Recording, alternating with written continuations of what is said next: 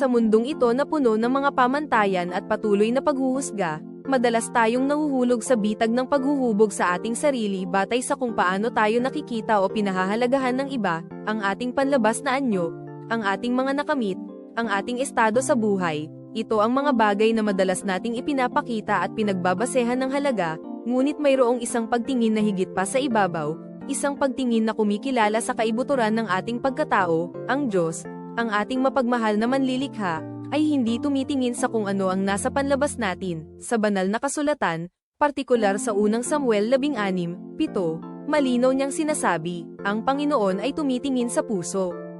Ito ang kanyang walang hanggang katotohanan, ibig sabihin, ang tunay at walang kapantay na halaga mo ay nakasalalay sa iyong kalooban, sa iyong dalisay na intensyon, sa iyong kakayahang magmahal, sa iyong katapatan, at sa iyong malalim na pananampalataya. Kaya't hayaan nating mamuhay tayo ng may pusong malinis at kalugod-lugod sa Diyos, na puno ng pag-ibig, kapayapaan, at walang humpay na pag-asa. Dahil sa Kanya, ikaw ay higit pa sa iyong panlabas na anyo, ikaw ay lubos na minamahal at pinahahalagahan, magpakailanman.